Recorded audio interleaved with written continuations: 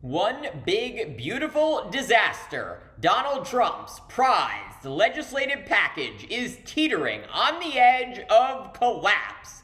A handful of Republican senators are in open revolt against a bill that would balloon the national debt by over $3 trillion and strip health care from more than 11 million Americans.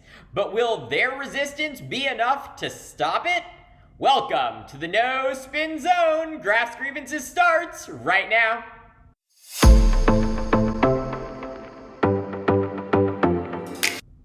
While you were hopefully enjoying the final weekend of June, Senate Republicans were holed up in closed-door meetings, frantically rewriting legislation and making backroom deals to salvage what Donald Trump is calling his big, beautiful bill. Let's be clear about what this bill really is: a 940-page domestic and economic policy monstrosity that the Congressional Budget Office says will add at least $3.3 trillion to the already sky-high national debt and eliminate health coverage for nearly 12 million Americans. The House version, which passed in May by just one vote, would have only added $2.4 trillion to the debt and caused 10 million to lose health coverage. So the Senate version is somehow both more expensive and more devastating. According to the nonpartisan CBO, this bill would slash $1.1 trillion from Medicaid, Medicare, and Obamacare over the next decade, while simultaneously extending Trump's 2017 tax cuts, which were already skewed towards the extreme wealthy. Now, Republicans want to make those cuts permanent, a windfall for the ultra-rich and big corporations. And to sell the plan to the public, they've added some populist window dressing, you might say. Proposals like eliminating taxes on tips and overtime. Those sound good in isolation, and they might help some working-class Americans. But they are a drop in the bucket compared to the massive structural giveaways to the top 1%. In total, the Senate's tax cut package clocks in at nearly $4.5 trillion, and only a fraction of that benefits ordinary Americans. All of this in a country already facing $29 trillion in debt, with the government expected to borrow another $21 trillion in the next 10 years, even before this bill is added to the mix. And it gets worse. The bill raises the federal debt limit by $5 trillion. Republican Senator Rand Paul of Kentucky isn't fooled. This will be the largest increase in debt ever contemplated in our country. It will be a record, a bad record, and it will now be owned by the Republicans. No Democrats will vote for this. The Republicans will own a $5 trillion increase in the debt ceiling. So let's walk through what's happening here. The big, beautiful bill is supposed to be Trump's signature domestic accomplishment. It extends his 2017 tax cuts, which disproportionately benefited corporations and the ultra-wealthy, and tries to pay for them by gutting social programs, Medicaid, food stamps, the Affordable Care Act subsidies.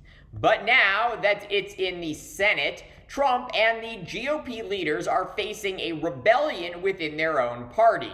Because to pass this bill under budget reconciliation rules and avoid a filibuster, they can't afford to lose more than 3 Republican senators. Vice President J.D. Vance can break a tie, but 4 defectors means the bill dies. And right now, at least 4 Republican senators are signaling serious problems with the bill. As mentioned, Senator Rand Paul of Kentucky and Senator Thom Tillis of North Carolina both voted against advancing the bill this weekend. Paul has consistently criticized the bill for being fiscally irresponsible, a rare moment of consistency for a man who many times seems to oppose things just to say no. But the real drama came from Tom Tillis. After opposing the bill, President Trump threatened to recruit a primary challenger to unseat him next year. Within 24 hours, Tillis announced he would not seek re-election.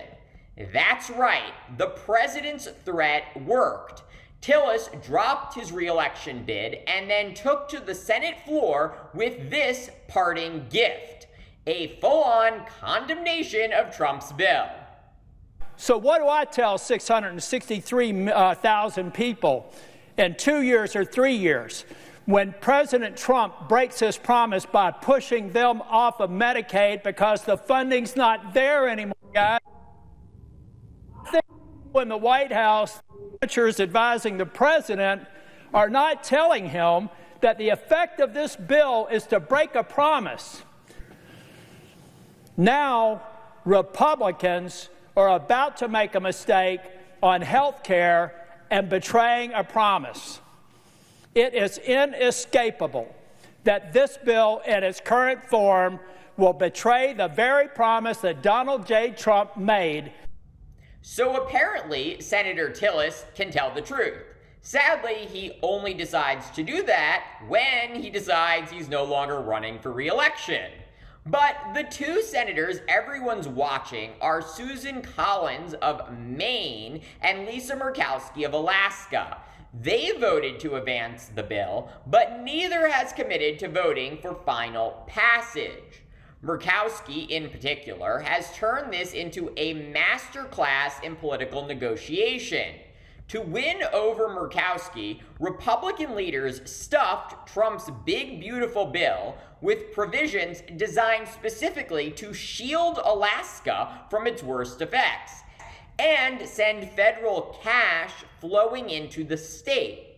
Among the many Alaska-specific sweeteners, a $25 billion rural hospital fund Murkowski demanded, exemptions for Alaskans from new work requirements for food stamps and Medicaid that will apply to every other state, a massive increase in federal payments for Alaska's Medicaid costs, up to 25% more than a typical state, expanded Medicare payments for rural Alaska and Hawaii, tax breaks for Alaskan whaling captains, yes really, to write off up to $50,000 in expenses.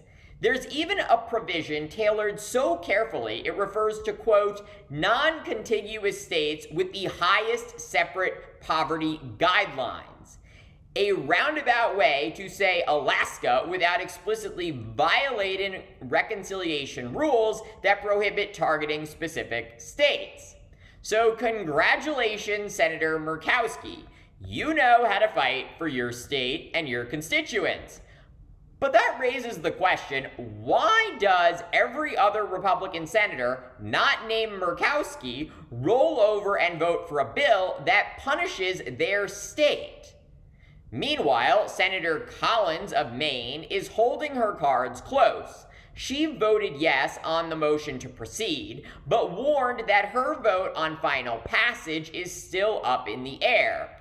She is reportedly demanding the Rural Hospital Fund be doubled from $25 billion to $50 billion. Given that she's up for re-election next year in a blue-leaning state, her leverage is real. But will she use it? Or will she fold, like she has almost every time before? 4 Republican defections would be enough to kill the bill, and right now, those 4 are within reach. But let's be honest, as far as this meekest of all Congress is concerned, what Donald Trump wants, Donald Trump usually gets. Even if Senate Republicans twist enough arms to pass this monstrosity, its fate in the House is far from guaranteed. Far-right conservatives are already objecting to the increased debt load. Moderate Republicans, many from Medicaid expansion states, are balking at the deeper cuts in the Senate version. Speaker Mike Johnson can only afford to lose 3 GOP votes. So why is this all happening now? Because Donald Trump wants it to. He wants a legislative win before July 4th, something he can sell to his base and call a triumph.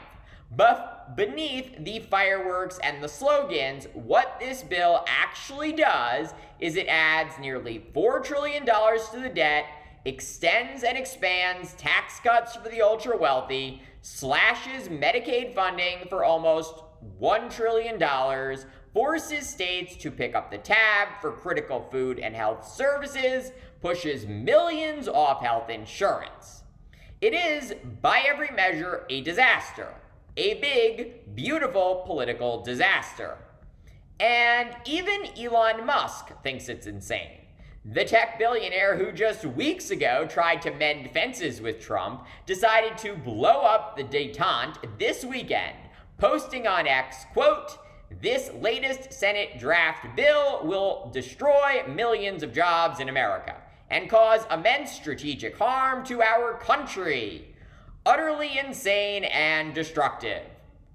So what happens next? That depends on the American people. Because while Donald Trump usually gets what he wants, this time he faces real opposition, not just from Democrats, but from Republicans who still have a shred of fiscal sanity or moral conviction.